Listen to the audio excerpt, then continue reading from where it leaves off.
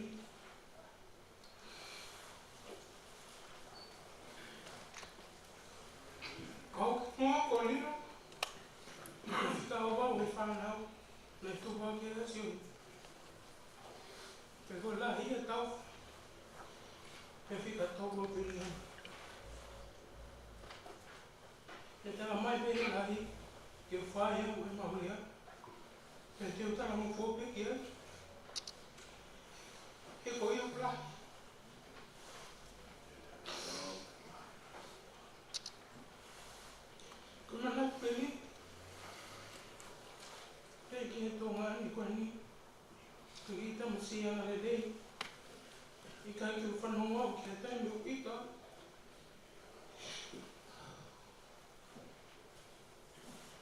ok bangam kumok kai gitu pak ayah kiri waktu ko haken ni mau ko tope primary tatau intermediate tatau pema college tatau kai tau keke mau matafa ke college ok mago pe ya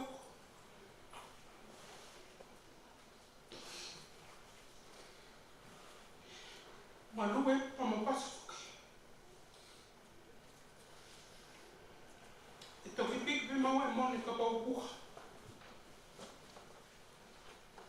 dan ne huwa biya musu ke college job mo pe money up to big pay. Ne hangin hao mata pa tamai kanata, tamai kini mo i. Kana mo fi mali pe. Yok mo ilo. Una oxi. Ne mo pe ki matata kla. Kana nama to pe. Pe bu fair be. Koe wate tā no nei hua e sone ki he kolis ko te pō. Pena e au e wha e o nofu mo ia. I he tau kakatuko. Na he hua e kusi tā lahi, hua hafuma walo ki he kolis ko mtalote. Kai pe au e wha e au. Toki ala te pia mo e tese wafuki mai.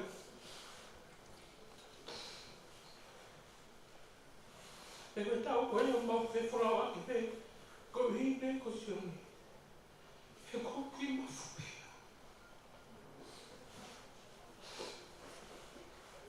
Nea whaipe mo loto, kato pe.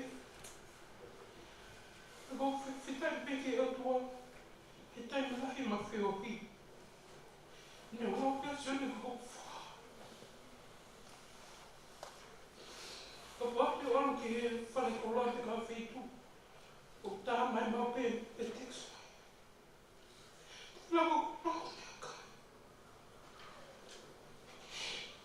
Au whai loto. He loto tonga e he kolisi e Sione. Ko loto nga ngawa e he Fkeiki. E koe pō katoa pe ka pau whahane training. O whatala mai. Can you pick me up after school? Pe I ke lau e mau ngau e. Koe fo I mio pe taha. O ngau fua ke kai. I he sifi. Pe o kore ke pule.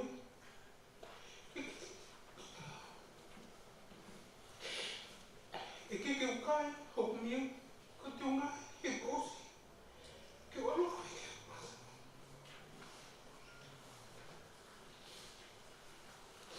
Ke ako wanoa si tema. Wanoa wha. Nei hola e Sione. Aho, e kai naro he kumoi. Koe mai whetara noa ki whakaosu o Sione.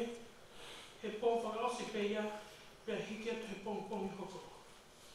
Nei tohi mai e he. E kai te oro ngā.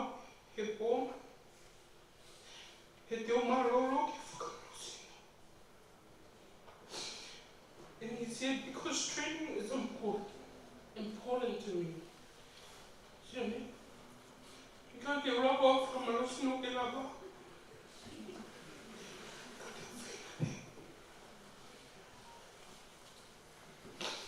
Ne whātara mai Sione ke whakama losino, ka nei kepe aha taimi ko whanau o pehe o ui wheki. Mai ka au.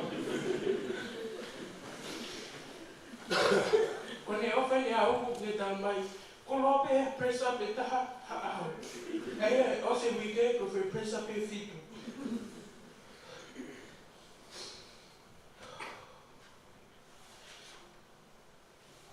Ko laua, hoki, ngā ane.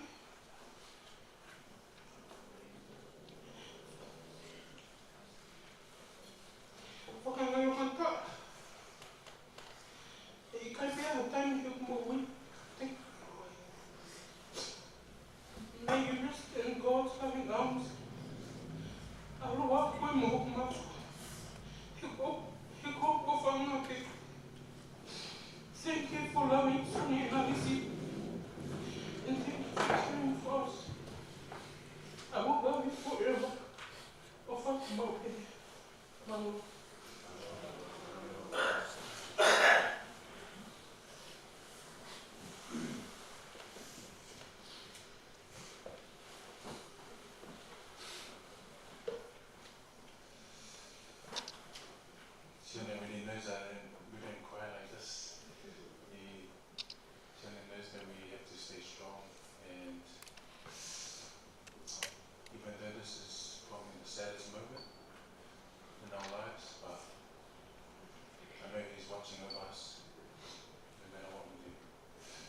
whia ki whamalo ki o toa, ki moa peo kapata.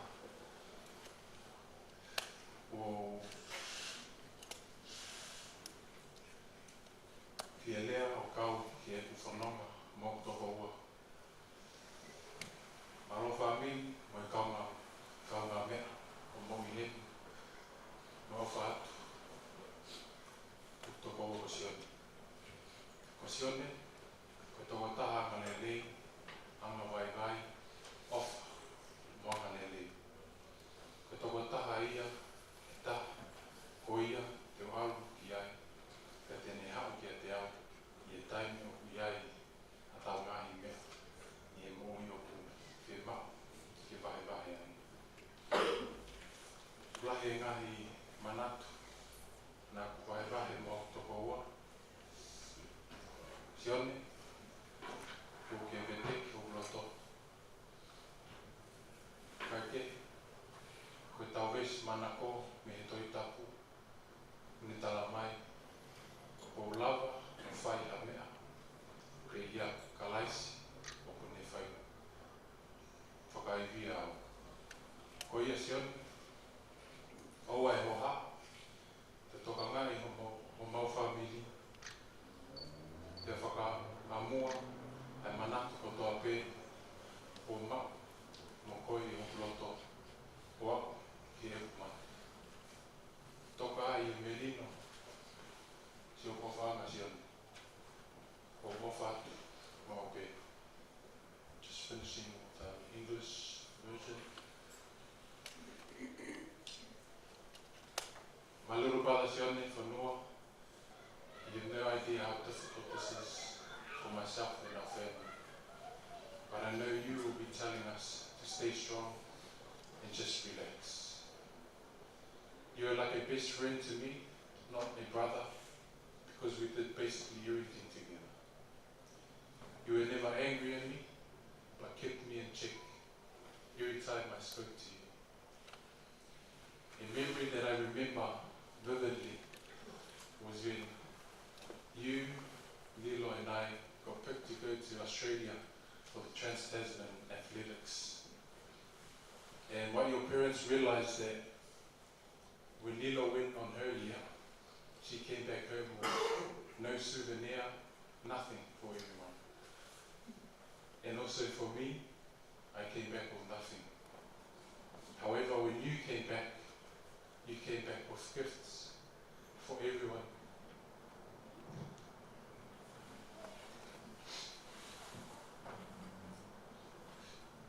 Although you are the youngest, but you were more this,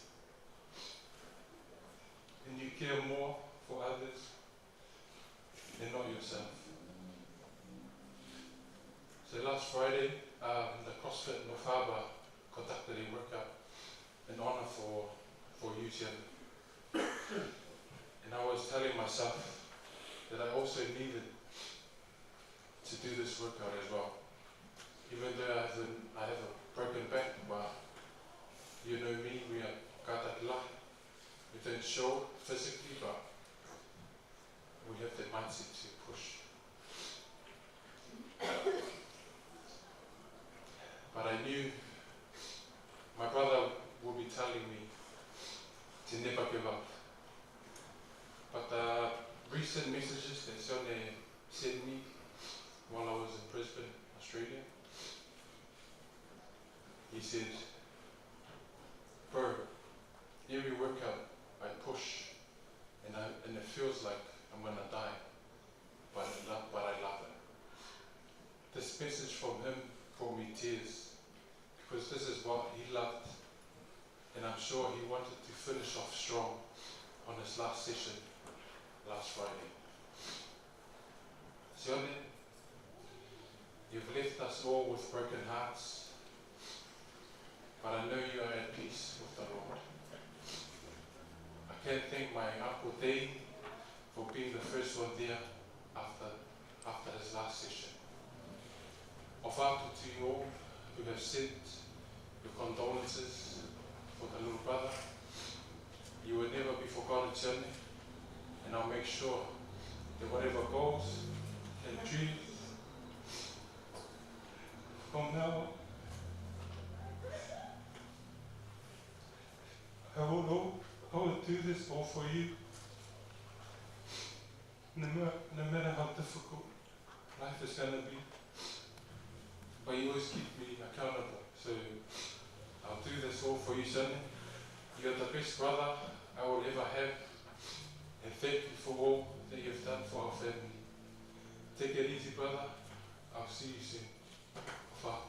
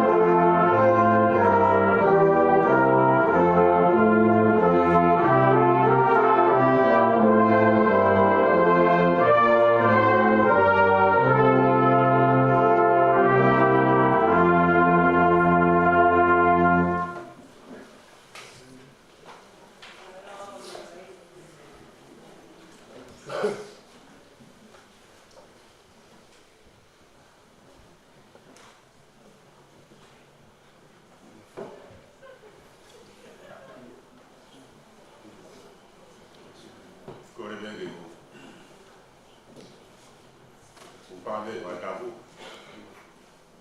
Andame te au. Kau i maanai. Te atui. Atui koe kau whoka o whena koe. Sea korea kai kau. Tuang i kau kai lo. Kau kui maaro oro ka kui te toka nao te kai lo. Koe koe pia tukuana kai ka kai.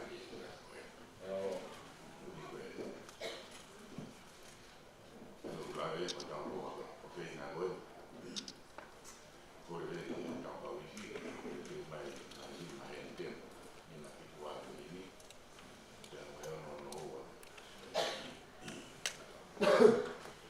No tuai ka te lau ai tau me sāne. Kia o koko mai whāna. Ako koe pa moe moe a pēka mo tō e mau tō hara. Ako ki kau te Oa o e koe pea whakahoko a pōpō ka roto la. Ka laise rot ka maisi. E ka Saimona isi ka pia mo e whanau. Ka pia poki e kau i whina mai tō tupu. Ma hene o Sione. Ka maa e Fkeiki pia mo Siasi. Ka moe kau kalaki a, kau ki ai, Saimoni ki a mo isi ka. Ka tāne te au, ka kato atu, ai ki pai rotu koe, kai no tena kai si. E tau momia rei lau, tau hiwa e ni mangi au, kit mo fun ma walu, koe ki nitu. Nima ki tu walu, koe hi mi, pe tau whakaukau pe e, Whakaroto pēna Sione whai. E whakaafo office o mahi roto a. E i moho hoste a ho lau mali e. Mea masani ane whao si o ngahi whare tapu. Hoi o pata mai te mahonga no whai.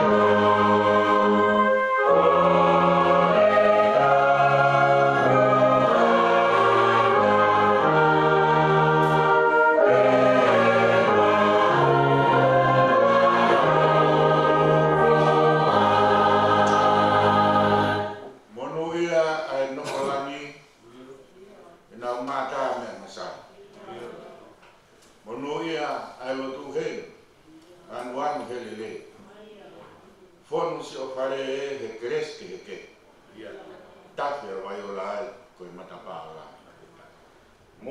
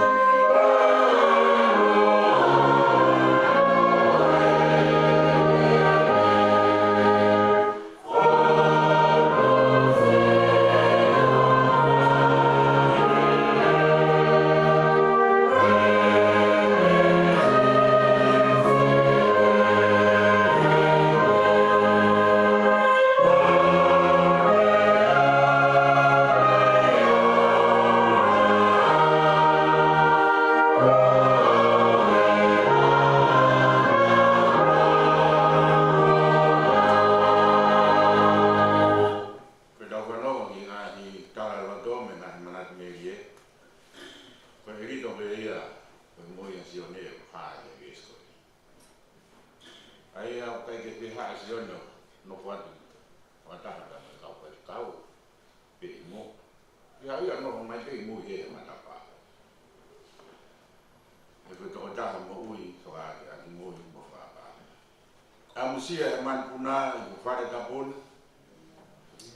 e na puna fia ofi ki o ta e ke ule o matapa i o ngā i o to a ke he pe ke o fia o pula a mo whakau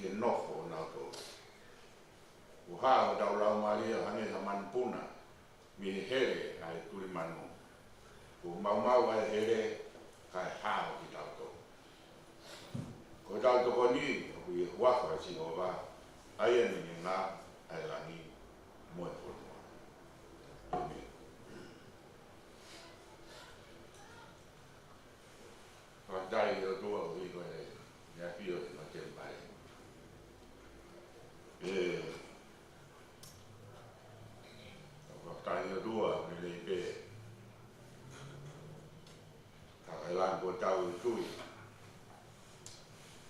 Ka maa whare hama tāpu re. Te te kai kau. Ka maa kau ako. Se tua tā. Te moi siasi. Tau whapapa make. Ko ingo e sino o Sione Matangi tō Fonua. Kuni hanga whakawhea ka ne piwaki tau tō tau lawa mai. Pē koki whahu, umotua, ka tēri whamiri ha me ko ia ko whae lawa kia. Tau pēna pē ke whae haki o waki no pē. Pē whakungat. Ai Hoa rare. Kai umai I whanau. Mea I te tola, nau toki mai. Te kau ngā mamai mai. Ian. Tau whaka mutoro. Whanau. Ukia Angahi mea. O whai tatau ai au. Te amoe peki a tau Sione.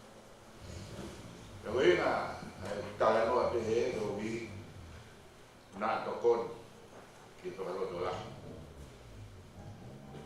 Ki a Simone tau na wisit, umaa tau whakamoe te ina na pehe ka lia.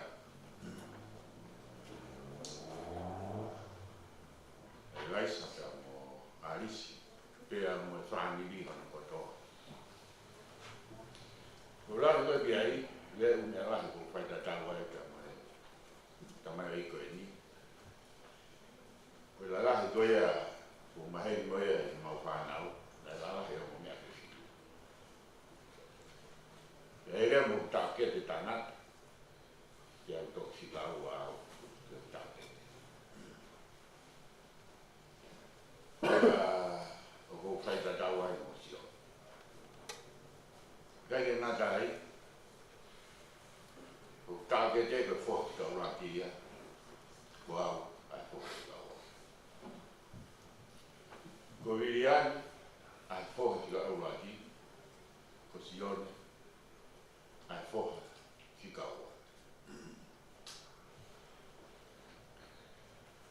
Ko e mea katoa me, e mei me ke whakatetua. Te te ngā tōru koi a o Pularahi, pēr o wikai ke ria ke Siasi. Ka au whakahoko e a kai whanonga. E mau whanau, Maroro e tangata eki, makine eki, porau mai simu. O me o maua te fine, porau mai. O mi pēr mo e tau ke te, porau mai. Pea o maua iki au, o te hina tanata o moritoni, si o Tonga e pau, o ringa toni o maua iki, toi mānoro e mamātua. Pea o mkina aua e o mo iki, hiki whakaranga te ia, kau tamarara hiki o maua iki, e ka mānoro o mai na tō, kai kuku te au e tō. Wego I ngā ko pehe, ko e kuku tata mau I ngā au. Ka koe ana, koe hoko mo e anga ko ia, koe whanonga, na e anga pihene alu. Pea toi mau e Sione ia, ka mo e rei ko ia, koe si taha mena tau whanongia i. Manat me I e koe. Nā hei o maa le au I he nei ko, e o ua I kia ia, kai mau I e Sione. Ai, monu mo tātua, koe si taha. Koe more koe ni, koe taliu ia Sione, koe tau lau I Facebooka, tau whanonga pe ngā tala noa, kia hane koe ngā manat me I e. Kia o whaina taa, kia whakako kua, koe hae lahi koe more koe ni, koe hae mamata o whaina taa koe ni, kia koe hae ai loa, kia koe mau kupu, kia koe mau lunga, whainata a kafa te he. O i te kei ke whtaula kia mo whainata te he. Wea e tō la ko na ko se whtaula ka me whainata te he. Ka ko he whakaroto la pe e Simon Morisi. Koe otua ni more ka mo whoka. Penaka i ngā tape i hono alo, ka hono alo o ia na tatofe. Ka kei ngā ta i he ni tatofe, ka koe whonga ko ia na e more aki. Na e kaluse whae ia, e manukia, anukia, Boe ha e nahi whainata ke. Ai more koe ni. Ni he tamai koe, ono aro na tato. Winga te he la koe a ai whorofola. O kune, whakutai une ale ai taha, kautoa tautola. E wakona e tuku atu, ke whai hawhi. E ala ria, e ala tau, e ala. I ngai te lawa ia, e au, ke Filipe o hai e ala mako. Kai, ui e he o tua, au tau keke. Kai e loto pare koe ni, kai ke ala tau keke, ka ui e keke. Ko uhi pe na whai o taka pe whonga, ka taulawa o i loki.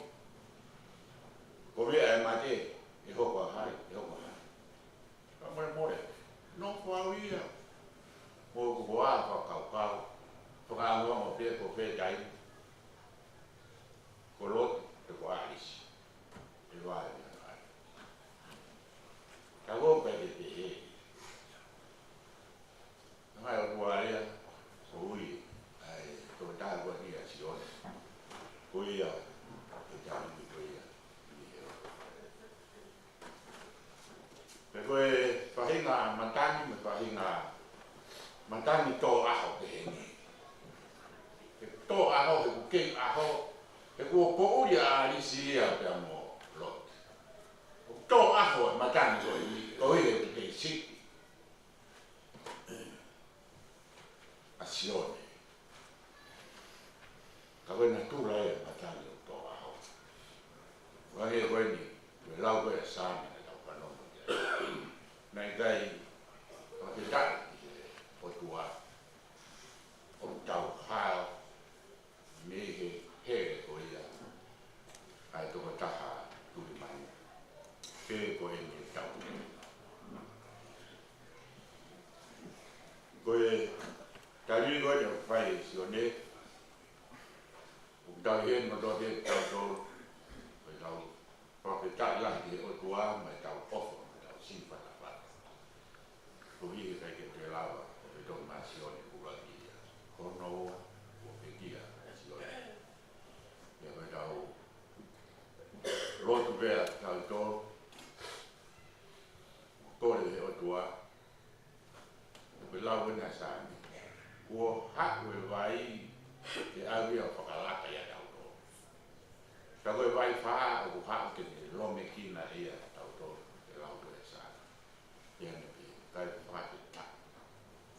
Whakai no i koe o tua, ne hana, ka lofu tau tō. O pehe, Simon, a maare sita, ka pehe ki, whanau, loto maris. Tau loto la. E kai ke more a tau tōku. E kai ke ta whi ai ke tau mo ui tau loto. Ka koe whainata ai ua pau ke tau whekuki mo ia. Monu o gai ri aki he o tua ki tau tolo, ka mune aki mai, ke ao, ka mo tolo, ke pai na kako e ni, lulo tonga ko ia, ai kono. Me ai te kai mina e o moi, e o tanga, koe ne na kau te vai, ke ane he aki e ne rea, e o tua, koe a ko e ri aki e rea. Pero tau tui pe, o kai ri aki e o tua, a moto, e a no. Pero kai koe more koe mea Sione ka tau pe he, koe more ia, koe kai e koe whaia pero moa. Ale o tua, ke potu ko ia e angi, na aloe kau maoni oni mua, kono ngā tuai ma kau maoni oni tau. Ilo e loti ne whaia, mani tiu, Sione manata le. Koe pota tau, ale kia e Sione. Koe pota tau, o ale kia e, a mere, e mo maa ata, e mo lasa o si, koe pota tau, o ale kia e. Ai tō tāko e tau rau kia. Koe e ki pōpō, ka mai ki whakaroto lahi koe e, whakahoko atu. Ko hi koe kofa. Me whakoroa whai e o. Tā rui whai e tama e koe. Nā ku kei whakahoko katonia he ni. Kau ke ki tamsiko ni ka tanto pe mo tau whanau e. Tō lawa mai i heisi, tō lawa mai te nai polokalama ko ia, ai tau mai ki o haloa ku me au ki tōmu te poki mai. Ko hau ko ake kai te tau. Au ku hau ke au ki he, o si ike pa ki tamai ko nā koe ni nau ke ike ke whanau. Pai patongia pia Sione o aku lawa e kanu patongia ko ia. Ka koe tau polo a. Koe hala ki tau kōwai, ios kōwai o tua. E ni os mōre whanau koha, ka nai tama keki. Pea ka pau ko i kuna e o tua, a māmani. I he guane mai a hono aloko o nā pe hono koha. Pea kune tāi e si pima. E kai mōre tau whamanaki. E ko hi, ko eik ofa kune tangi ma tau tolu. E kai te kata asi e te oro e tau tui. Tau teni hia be, me tau mamahi be mo whakafo. Tau ilo, ko e otua. Fonua pia mo tau tō. Ona mo behe o kata e o tua. Ko te hia, ka mā te hia me o tua. Ko loi mata koe a tō. O tō pia me loi mata koe o tua. I e tau sio kakano ta te hia. Pia koe whia whakaitāniti i e kawai koe a taha. Fia e tawa fia e kai whakataua e mai fuma mahi tawi nasi ai koe tauan ke whangiga te otua ngat keres ko uhi ke hapunonga o tapunonga i a tamai o ika whenga koe ono no oa himi ko mai e a Fiona ia mo ui ai on off of the couch.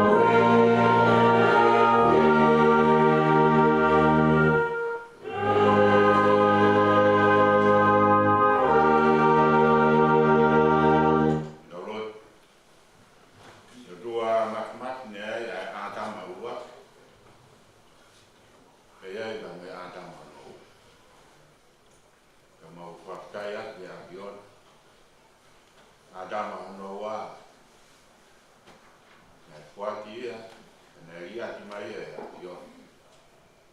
Ia mau toki whai ke ri ai. E hoko no ngai tā ko mau whaino. E hoko no ngai kapo e o tua. Koe mea ia, e take e tā mai vai, e kukuru ai e mau ngai ianga. Mau koe pamone e a tiona, ka mau homa nai na ko mau pere. Ka mau whapetai i a tiona. Kuki kei oange e keresi, ka ke oange e tāpuaki o e tui ka mo e wharala i a tiona. Ki e tamai ka mo e whae, e pehe o mo kui e o tua. Whahu, ui motu a ka mo e whaniri. I mau whapetai i a. O kai te ke ri aki i mau tō. Mau ilo pe o tua, o ke ilo e kāno kato, koe mea whewhea e more ai kua. E o ke mau e hiwi, e mo e pot. E ke mau e keresi o tua ke whai ako mau whakakoloa. I e daino mau whataula ki ai pa me whaina tāpi. Mau whaftai ako hiko ho whora ko ke omi. E hoko o mau whakalotolaki e o tua. Kai la he mau mo ui, mau mana wahe. O hira nahi tau here, pia mo e here a tangata turi manu e o tua. Kai whawhetai o ke hamus ki mau toro. Ange e pegoia kai hamus na ke whai o tā kasa a kau. Nā ni e kore ki hea whiona ke mana tu ia tupo e anha. Ka mai makumak mau whawhetai atu. I e ke ao, ka mo e whanonga. I e wike koine o tua, kai te e ia. Kai ia e whaifkau kai ma ai se toa tāna me Siasi. Sekretari e o tua ma mo minautola ka maula kanga. I kopi si kawif. Ka mau whawhetai atu e akiona.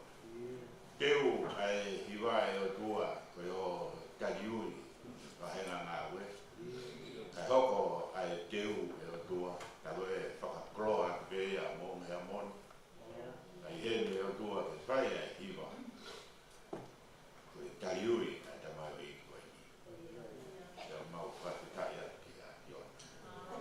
Mole ongo sia, mo e pupuha e o tua. Ka uomo mai ai keresi ka mo e tākua ki ai a tiona. Uiomi ma ke heia i e kia koe.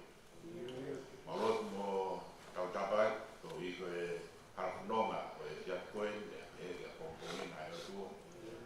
Whakakoko ake ai whaitukau, ai keresi, ai ationa, e o tua, ki e te minauto, te nau kaunga, whakakakato, e ngai patongia.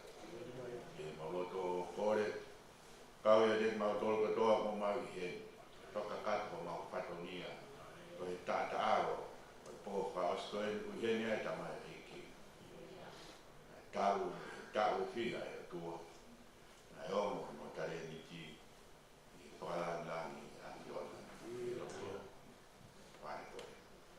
Mau koe pōne more atu au mau ngai tōno no, mau kapai pēa e awhiona, te awhiona e koloria e o tua, o tae ngata, pēa tae ngata. Mau roto mo kore me whawha au e si sukaraisa, mau kua mo ui e me.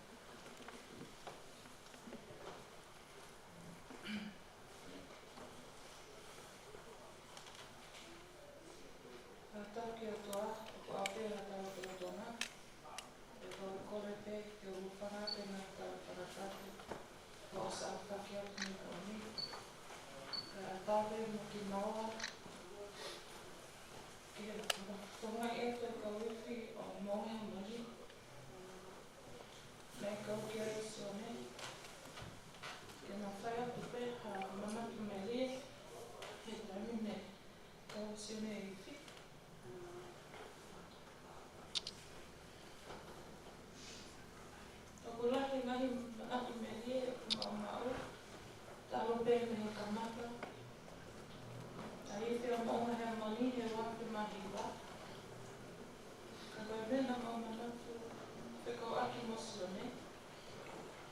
Peka nasi mata malimari, ana lelei, mo fia fia. Ika ke iaha taimi na mausio, o ku ita a Sione. Ia kapau e tafuru e ka wifi, e malimari pe Sione. Kapau i kai ke moloto ki a mea, o kei malimari pe mo tali lelei a Sione. Ka ke mana mele o mao e ka aku Sione. Kai tau kotoa o ku whaalo e ka wifi o mawifi Christmas i pe he community. Ka te kau si tahe ka wifi, ko te tō niki nawhi ko hamu mo Sione. Ka te tau kotoa pe, o whemau e toko taha ke toa e kane, o tuke matapā he community, ka mawifi pe i tupa. Ka te tani kotoa pe, o ko kere pe, e toko whaa koe ni ka mo Sione, o kiki whi anu nau tono tuke o na maa nau tono. Pego mene hoko, tangi tui tuu alu koe Sione, alu tuk, tangi Sione, alu koe. Pego mene hoko, me mau alu matoro kume kane ua, e nau alu kotoa tuk. Sione, whawhonga malimari pe, e tangi kotoa.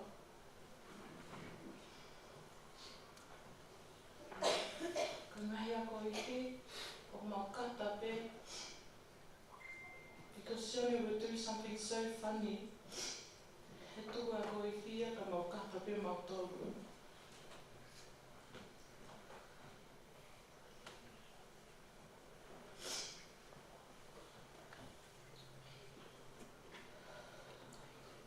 O whewhe mo ui, pe whoke ka wifi.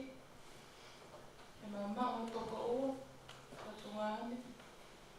Kau Fonua, hangi ko Sione. Nane a koe ki mau tolu, e taim kotoa pe, ke mau mo ui whia, mo mau whetoko ni aki. O ki ai he ves mana koe ka wifi, a gospel tolu ves kua tolu. I longa me te mo whai, mo ngau whenga ki ai. He ko ngau ki e eki, o i eke e kakai.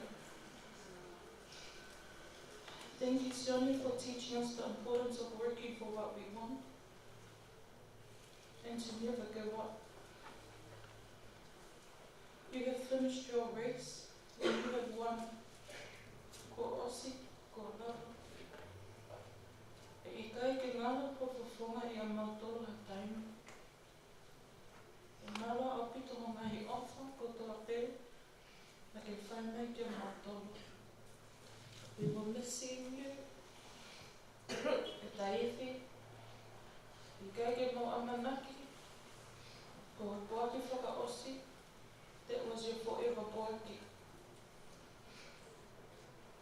Mau ofa toki o mātua a Sione. E sika momoni. E te tau whamoriwa. Soni alisma wiliano. Toka a Sione. E nonga mai ofa e ki. You will always have a place in our hearts, the one burned once time. So toko pe, ko Sione mo tui tuku koe ongo ke lohe mo wifi. Tuku ke kelo ua, ke whaine manatu me rie. Ano?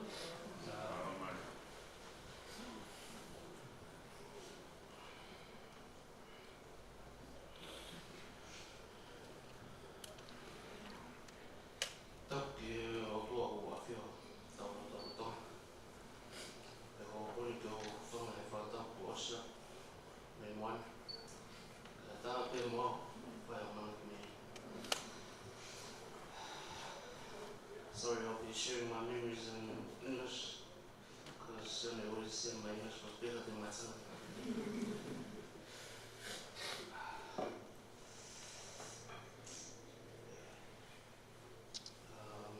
Growing up in the Ifi, everyone called us the 4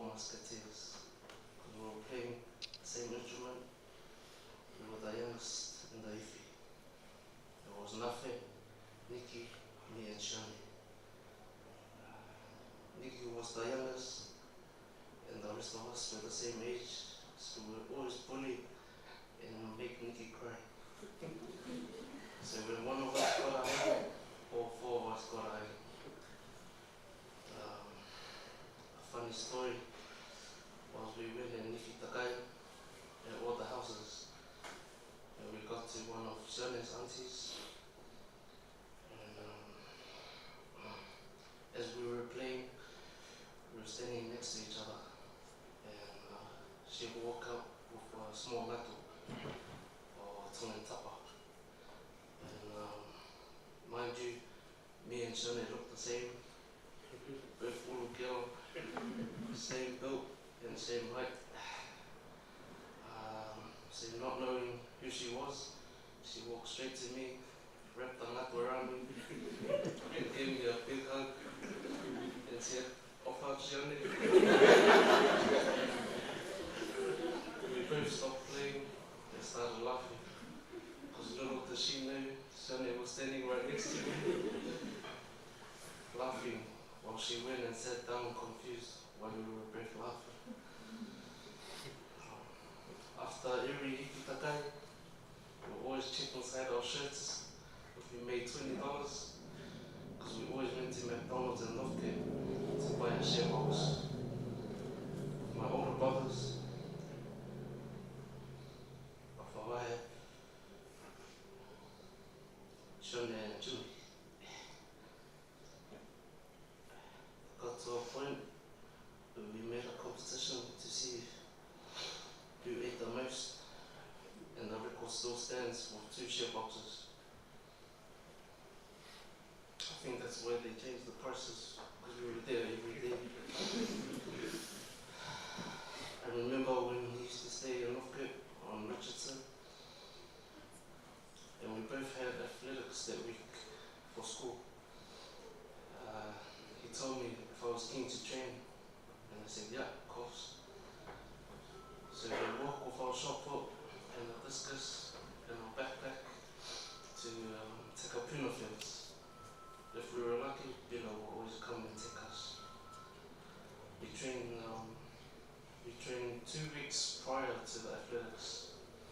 Came the day and he placed and made it into interschools with discus. And I made it into interschools with javelin, even though we had been training for shot put and discus.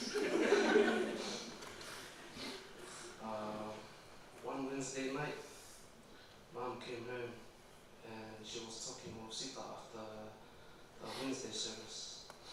And Mum was talking about the family tree of her side and Sita's side. And I asked Mum, am I cousins with Sione? And as soon as she said yes, I didn't even listen to the rest of the story. I just waited for her to get out of the room. Straight after our conversation, I called Sione straight away. And I said, guess what? And then he said, what?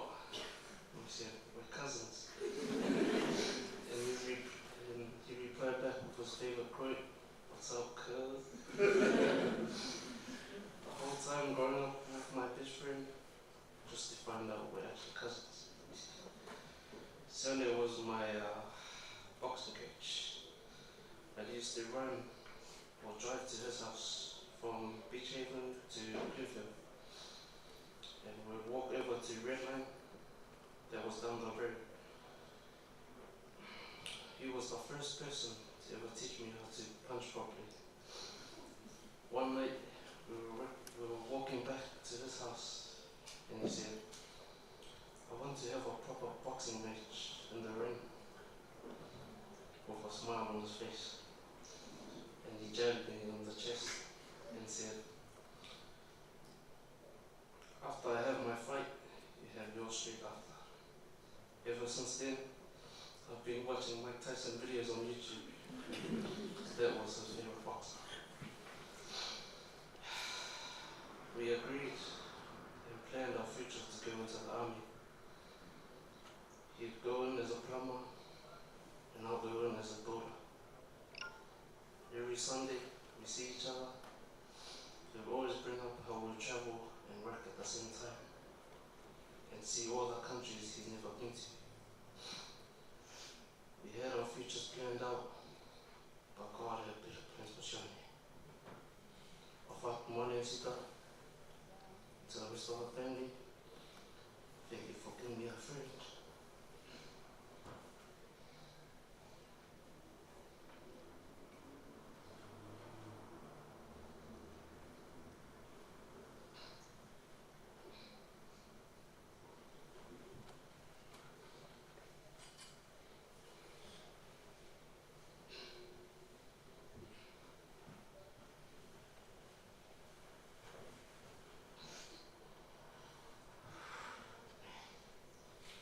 Thank you for giving me a friend, a cousin, to grow up with.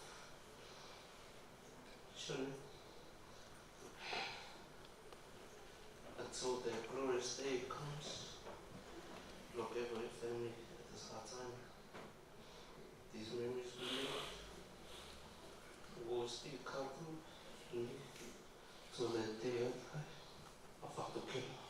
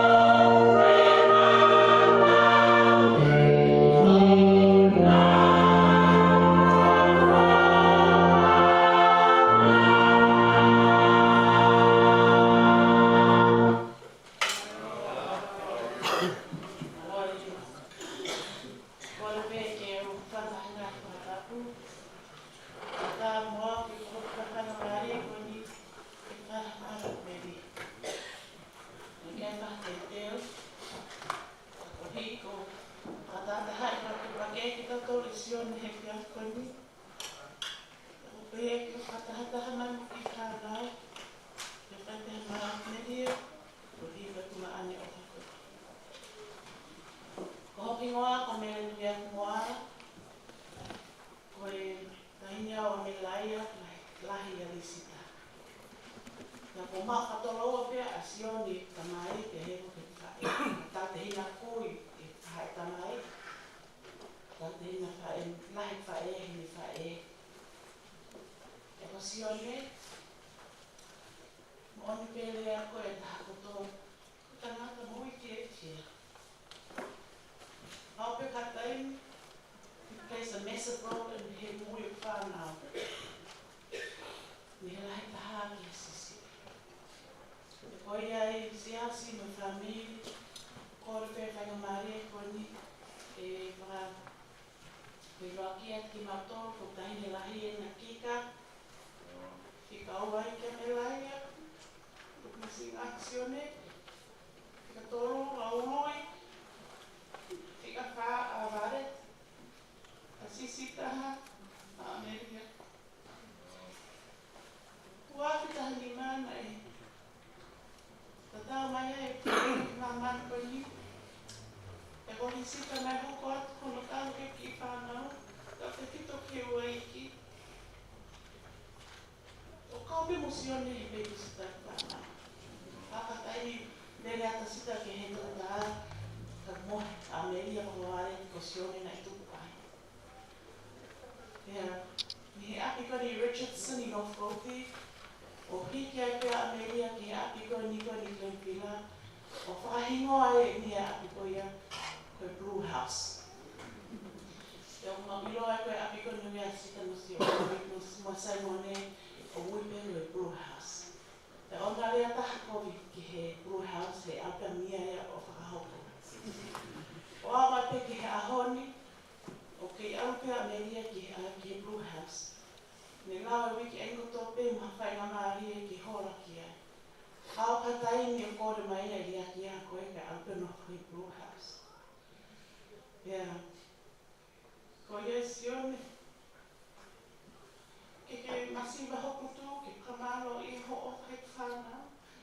Ke motuku hake, motuku whanau te hina. Ke motuku hake matunga ane.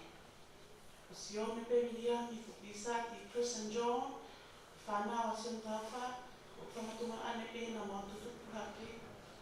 Ele si whae tanata te whanau ka Sione. E kone ofa he whanau ne te hana tuta. E koe kai Sione, koe aho anoa o September, o aku wawha, koe aho e na tanu ke mau teo ai mo ngahi uro ke teo e mau September. O tonga koe a ngahi nges ni mamai.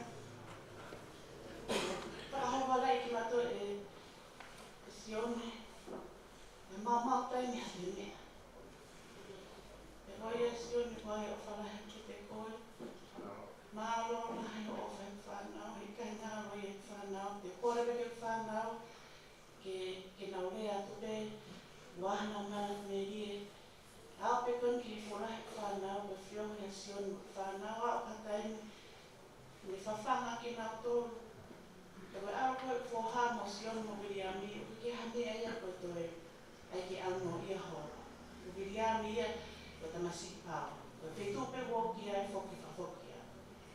E koia Sione aro ako te maari.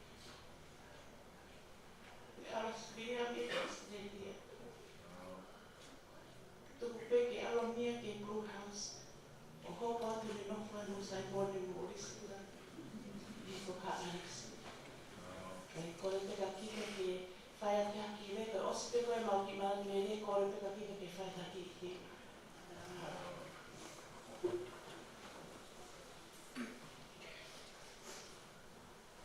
Koe peke o ko whanga ngai whātapu koana. Osa mau haki. Whātapu mau ki whahaki manatu me lia. Ke Uncle Queen. Sione was one of our, Sione and Yami were the closest uncles that we grew up with.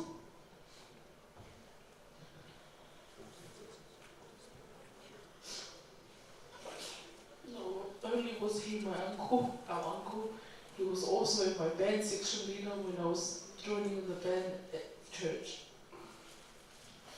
Peka mea pē tahana tala mai Sione. Ka pau ke kai ke ilo e hiwa o te ki toni. So that whole time we played, if I didn't know the song, I'd just sit there and watch it. And I always looked at him and I always thought, man, I wish I knew how to play like Sione. But Sione, I thank you for loving me and my siblings. He kai pēki ngalo koe mamo ui. Ko ki mātua le pē taha I remember now was when I was year 10 and Sione was finishing, I think his last year in high school at Westlake Boys High School.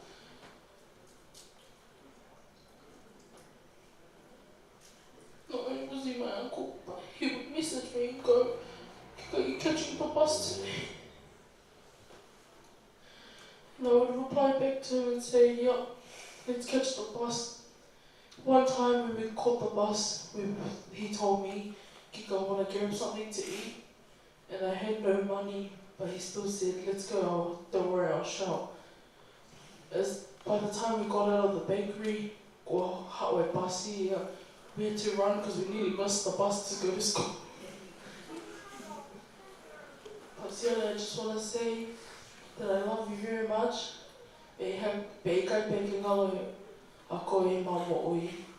Thank you for loving me and my siblings.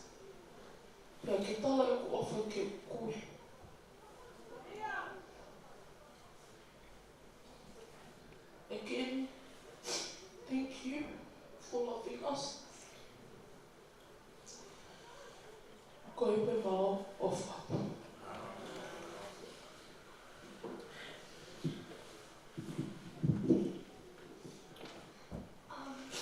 I miss you very much, Sione, and I love the times and memories that we spent, and send my love to Nana Melaya, please.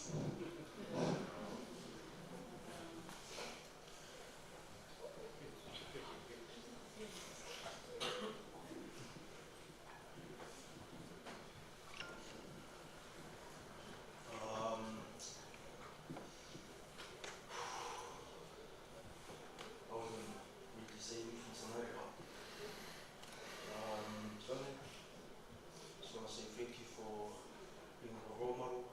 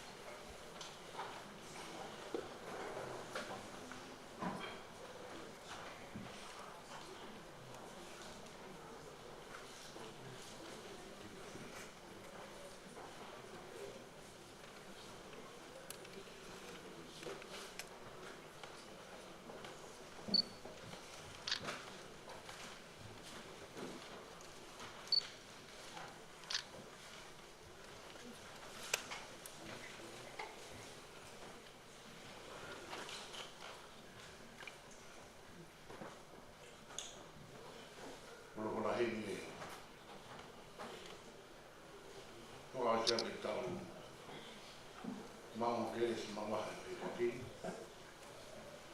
Ni mangia o mātoro i mi. Ni manoa tolu ki tau hiu. E o tala noa ki a Fonua.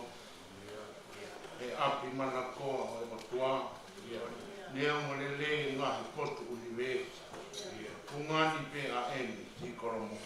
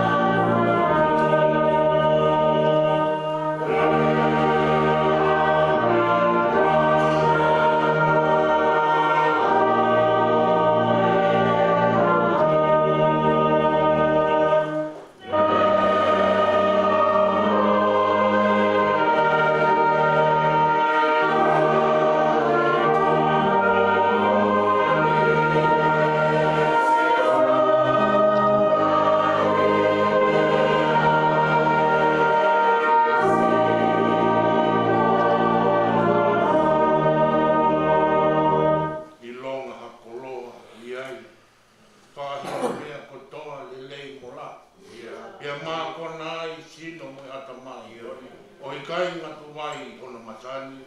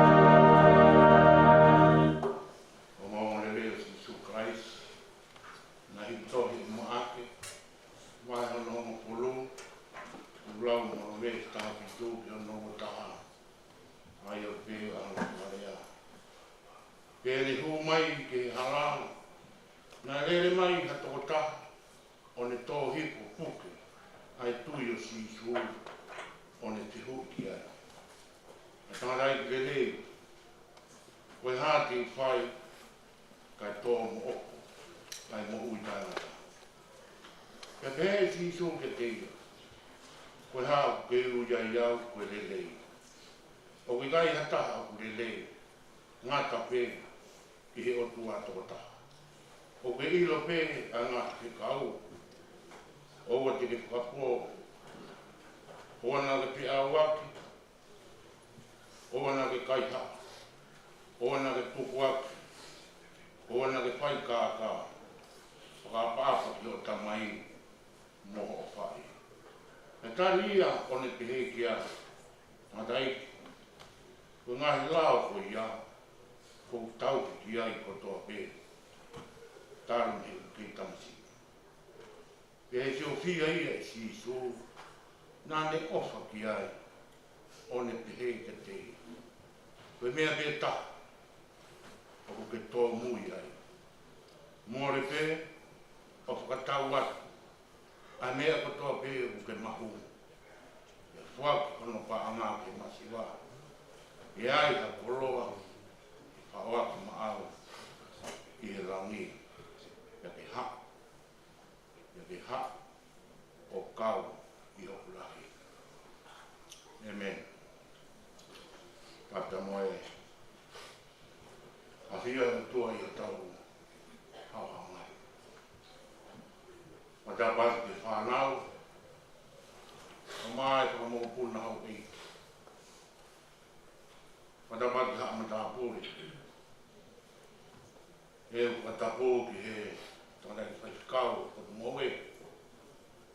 O maa sa mo whaamiri. Bēri hau mo tanga ki se tata.